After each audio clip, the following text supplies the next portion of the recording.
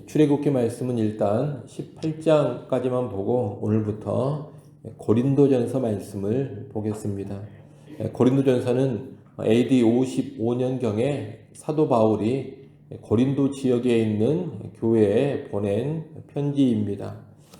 바울이 고린도 교회에 편지를 보낸 이유는 고린도 교회 안에 일어나고 있는 여러 가지 문제들을 해결하기 위해서입니다.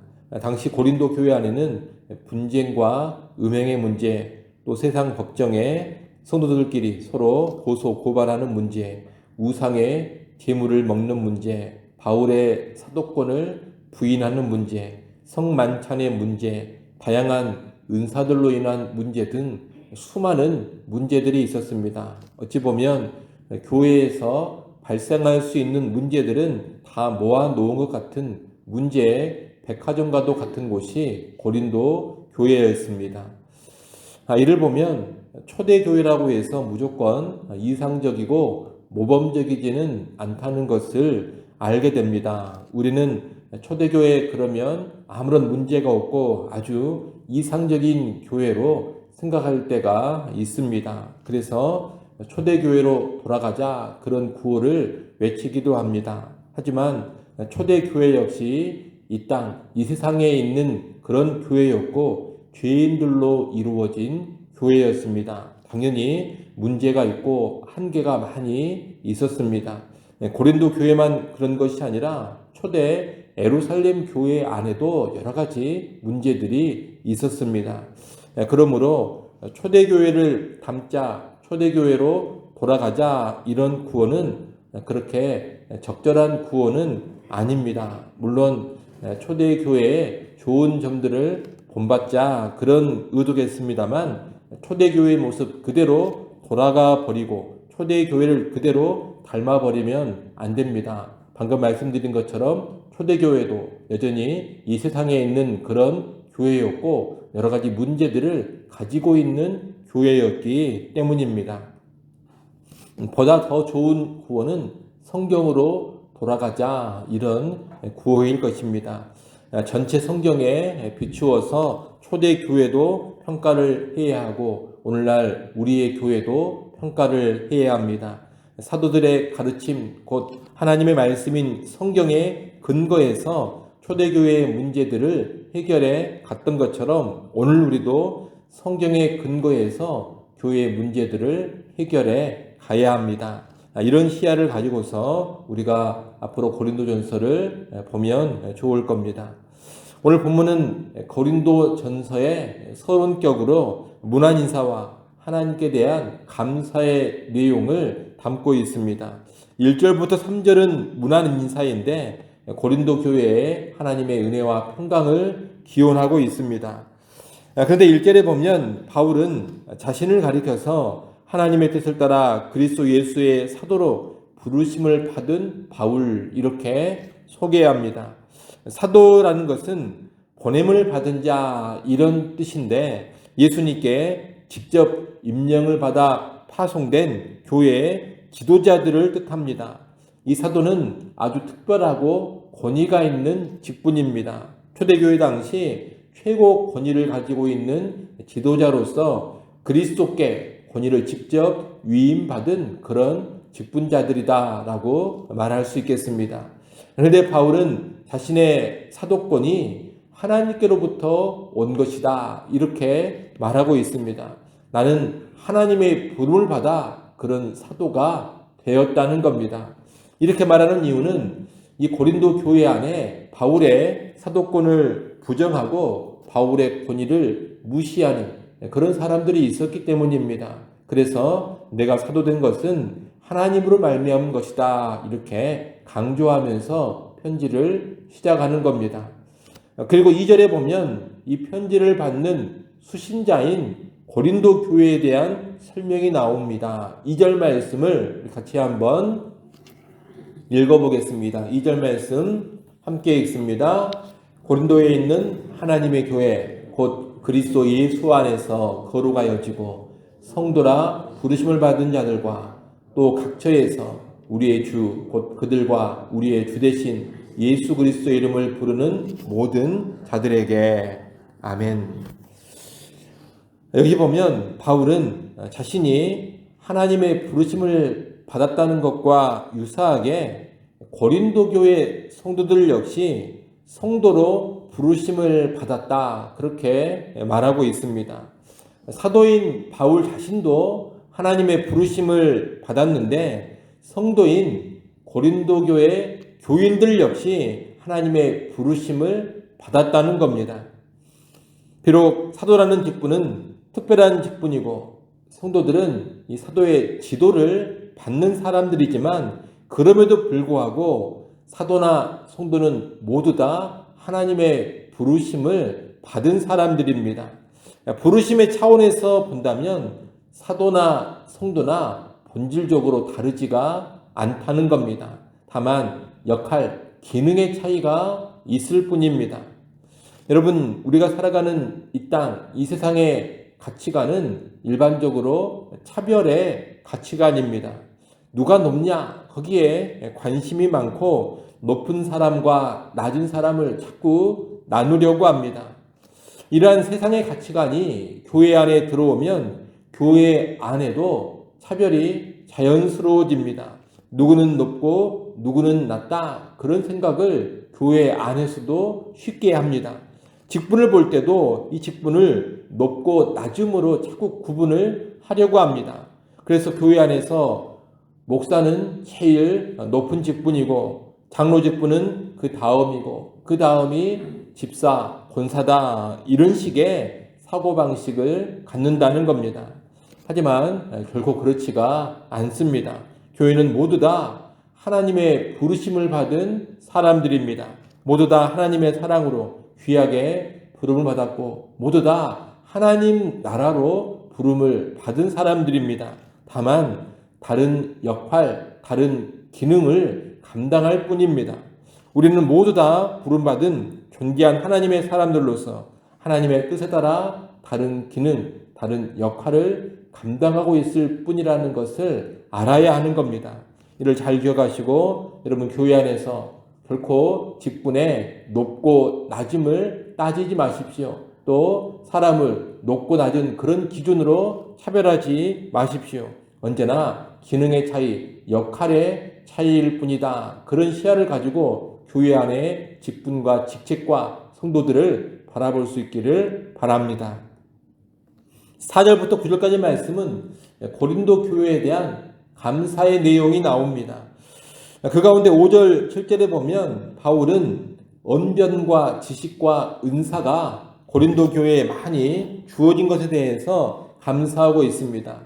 언변과 지식과 은사가 고린도 교회 안에 많이 있어서 감사하다, 이렇게 말하고 있는데 이게 참 놀라운 일입니다. 왜냐하면 지금 바울이 언급하고 있는 이 풍족한 언변과 지식 그리고 부족함이 없는 은사는 실상 고린도 교회 안에서 많은 문제를 일으킨 요소들이기 때문입니다. 고린도 교회는 바로 이 넘치는 언변과 지식 그리고 은사로 인해서 다툼이 일어났고 교회가 혼란스러워졌습니다. 특히나 언변은 사도인 바울을 괴롭힌 그런 요소이기도 합니다. 고린도 교회의 성도들은 언변이 능하지 않다, 그 이유를 들어서 바울을 무시했고 그것을 근거로 해서 바울의 사도권을 불신했기 때문입니다. 그런데도 바울은 이 언변과 지식과 은사를 고린도 교회에 풍성하게 주신 하나님께 감사를 올리고 있습니다. 비록 고린도 교회 성도들이 하나님의 선물, 하나님의 은사를 오해하고 잘못 사용해서 많은 문제를 일으키기는 했지만 은사 자체는 하나님이 주신 것이기 때문에 감사를 올리고 있는 겁니다. 오늘 우리는 이 사도 바울의 태도를 잘 기억해야 하겠습니다. 우리는 종종 무슨 문제가 일어나면 문제를 일으킨 그 요소 자체를 부정하고 제거해 버리려고 할 때가 많습니다. 어떤 은사로 인해 문제가 일어나면 그 은사를 바르게 쓰도록 지도해 가야 되는데 그러기보다는 그 은사 자체를 부정해 버리고 그 은사 자체를 교회에서 제거해 버리려고 합니다. 또 교회의 어떤 활동이 문제를 일으키면 그 활동 자체는 성경적임에도 불구하고 문제를 일으켰다는 이유로 그 활동 자체를 없애버리려고 합니다. 또 어떤 사람이 문제를 일으키면 그 사람이 교회에 기여하고 유익을 끼치는 그런 면이 있음에도 불구하고 문제 일으킨 그것만 보면서 그 사람을 내쳐버리려고 할 때도 있습니다. 하지만 여러분, 교회는 결코 그런 식으로 나가면 안 됩니다. 바울은 하나님이 주신 은사 자체와 그 은사의 잘못된 사용을 분명히 구분하고 있습니다. 칼이 다른 사람을 상하게 하는 도구로 쓰였다고 해서 칼 자체의 유익을 부정하면 안 되듯이 하나님의 은사도 그 자체의 유익과 오용을 헷갈려서는 안 됩니다. 은사만 그런 것이 아니라 하나님 허락하신 교회 공동체의 성도들, 교회 안에서 이루어지는 다양한 활동들을 바라볼 때도 그래야 합니다. 여러분, 그것이 지혜로운 시야인 것입니다. 오늘 우리가 그런 지혜로운 시야, 바른 인식을 가질 수 있어야 하겠습니다. 교회 안에 어떤 문제를 일으키는 요소, 활동, 사람들이 있다면 여러분, 문제를 일으켰다는 그 이유로 무조건 부정적으로 바라보고 없애려고 하지 마십시오. 그것에 장점이 있고 그것에 유익이 있을 수 있습니다. 유익과 장점을 최대한 활용하는 방향으로 이끌어가는 것이 훨씬 지혜로운 길입니다. 우리는 언제나 그 지혜의 길로 나아갈 수 있기를 바랍니다. 근데 여러분, 바울이 이렇게 문제 많은 교회인 고린도 교회를 향해서 하나님께 감사를 드릴 수 있었던 그런 이유가 무엇이었겠습니까? 지금 이 고린도 교회는 수많은 문제가 발생하고 있는 그런 교회입니다. 정말 문제가 많은 교회입니다. 그럼에도 불구하고 문제를 따지고 지적하기에 앞서서 먼저 하나님께 감사하고 있는 이유가 무엇이겠습니까? 그 이유가 오늘 보면 8절, 9절에 나옵니다. 여러분, 8절, 9절 말씀 우리 같이 한번 읽어보겠습니다. 함께 읽습니다. 주께서 너희를 우리 주 예수 그리스도의 날에 책망할 것이 없는 자로 끝까지 견고하게 하시리라. 너희를 불러 그의 아들 예수 그리스도 우리 주와 더불어 교제하게 하시는 하나님은 미쁘시도다. 아멘. 바울은 여기서 하나님께서 구원하시기로 작정한 사람들을 결국에는 책망할 것이 없는 자들로 견고하게 세우신다. 그렇게 말하고 있습니다. 또 택한 백성을 불러 구원하시고 하나님과 예수 그리스도로 더불어 교제하게 하시는 하나님은 미쁘시다. 다시 말하면 신실하시다. 그렇게 말하고 있습니다. 무슨 말이냐? 비록 문제 많은 교회요, 문제 많은 성도들이지만 하나님이 택하시고 하나님이 구원하셨기 때문에 결국 그 하나님이 이들을 끝까지 책임져 주신다는 겁니다. 바울은 신실하신 하나님이 이들을 결국 변화시키시고 하나님 앞에서 합당한 자로 세우실 것을 믿고 소망하고 있습니다. 바로 이 하나님의 일하심 그리고 하나님의 신실하심으로 인하여서 바울은 문제 많은 교회를 바라보면서도 먼저 감사를 올릴 수 있었던 것입니다. 여러분, 오늘 우리도 이런 바울의 시야가 있어야겠습니다. 그저 문제 많은 교회 자체만 바라보면 안 되고 문제 많은 성도 자체만 바라봐서도 안 됩니다. 또 내 자신을 바라볼 때도 문제 많은 내 자신의 그 모습만 바라보면 안 됩니다. 교회를 세우신 하나님, 성도, 그리고 내 자신을 택하사 불러주신 그 하나님을 먼저 바라볼 줄 알아야 합니다. 때로 우리는 영적 침체에 빠지기도 하고 영적으로 무너지기도 합니다.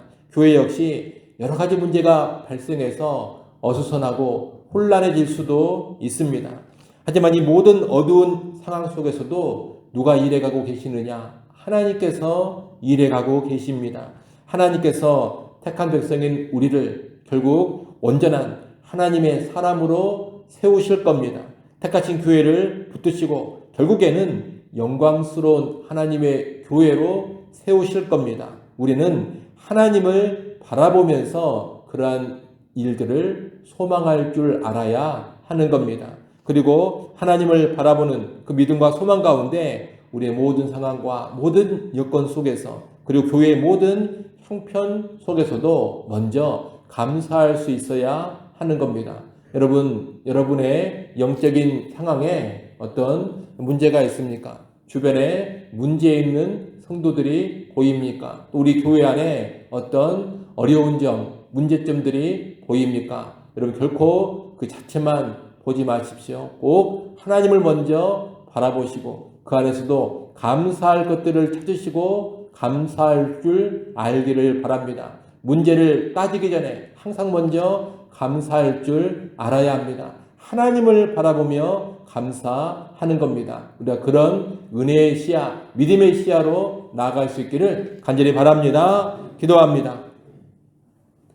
하나님 아버지, 오늘 우리가 모두 다 부름받은 하나님의 백성, 하나님의 자녀요, 차별 없는 한 몸의 지체들인 것을 잘 깨닫게 하여 주시옵소서. 이를 알고서 차별 없이 서로를 귀하게 여기며 우리가 맡은 직분과 맡은 역할을 잘 감당해 가게 하여 주시옵소서. 특별히 하나님 아버지, 연약함이 있고 문제가 있다 하더라도 택한 백성, 택한 교회를 위해 일해 가시는 그 하나님을 바라보게 하시고 하나님을 바라보면서 항상 먼저 감사하는 주의 백성들 되게 하여 주시옵소서. 우리 안에 문제로 인하여서 그저 침체에 빠지는 것이 아니라 문제점만 바라보면서 절망하는 것이 아니라 꼭 일하시는 하나님을 바라보는 영적 시야를 갖게 하여 주시어서 하나님을 바라봄으로써 먼저 감사로 모든 문제를 대해가게 하여 주옵소서. 아버지 하나님, 이 시간도 우리를 기도하는 자리로 불러주셔서 감사합니다. 기도하는 시간 다시금 우리의 눈을 들어 살아계신 하나님, 일하시는 하나님, 신실하신 하나님 바라보게 하여 주옵소서. 모든 염려를 다 내려놓고 우리의 구할 것을 감사함으로 아뢰게 하여 주옵소서. 그런 가운데 우리를 도우시는 하나님의 은혜를 누리게 하시고 모든 지각에 뛰어난 하나님의 평강을 맛보게 하여 주옵소서. 예수님의 이름으로 기도드리옵나이다. 아멘.